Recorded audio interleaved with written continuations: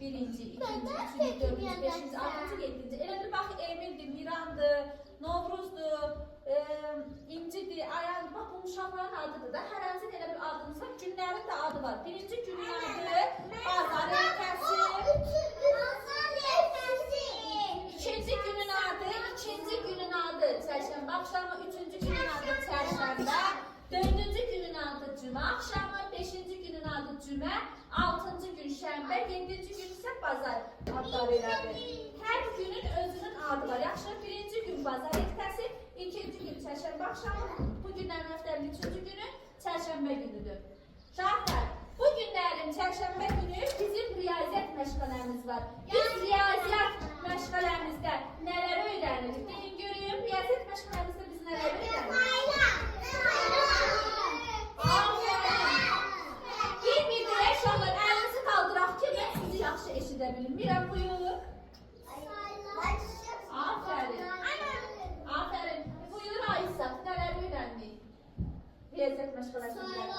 Ay sağlayıcı sayıları, sonra üçbucaqdır, toplamadır, çıxmadır, ondan sonra böyük kiçik işarəsidir, düzdür uşaqlar, bunları öyrənirik.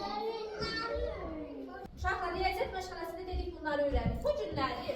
Bu günləri mən istəyirəm sizə harda çətini çəkiliyik, həmin məqamları öyrənək. Həmin məqamları danışaq sizlə bir yerdə. Bizə də gözləyirik, gəlbir. Məkan anlayışı, istiqamət anlayışını öyrənirik. Mövzumuz məkan və istiqamətdir. Uşaqlar, məkan deyəndə nə başa düşürsünüz? Siz deyin hələ, şimdi baxın, bilirsiniz hepsini. Yox, deyil, məkan deyəndə, bilmirsiniz elə məkan deyəndə nədir? Məkan anlayışı odur ki, məsəl üçün biz indi harada durmuşuq? Bağçada, oyun otağındayız, düzdür? Bizim məkanımız hara oldu? Bağça, oyun otağı. Bəs yaxşı. Biz gedirik o otağa, yatmaq otağına, düzdür? Mən gedirəm yatmaq otağında dururamsa, günorta biz yatırıqsa bizim məkanımız hara olur?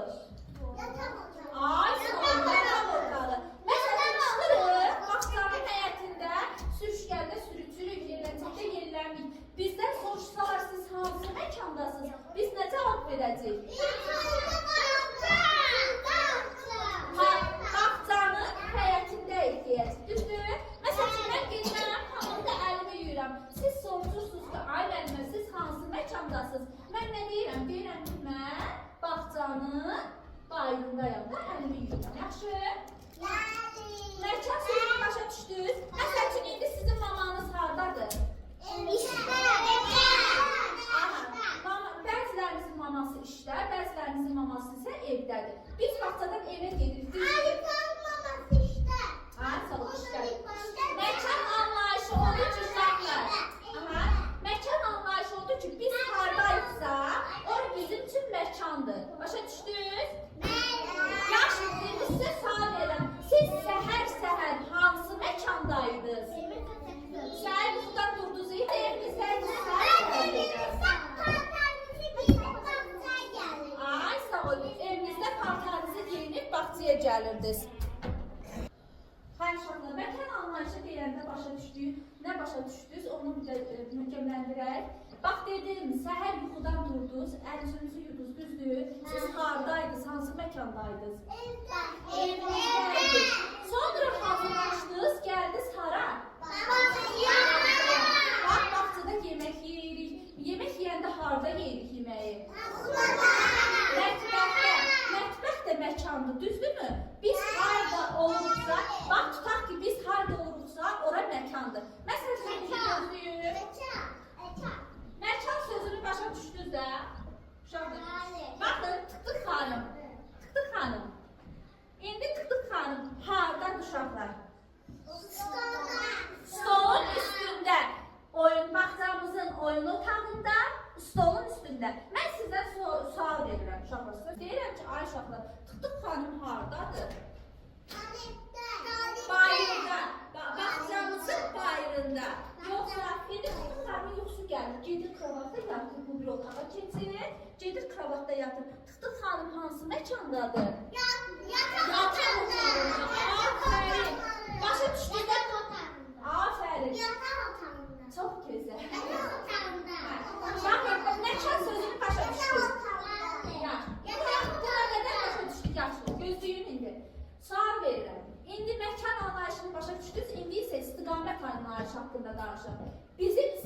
əlamətiniz. Mən burada durmuşam. Mənim üzüm bu tərəfə baxır, düzdür? Üzüm olan hissə. Öz geçin. Üzüm olan hissə önümdür. İnci. Üzüm olan hissə önümdür.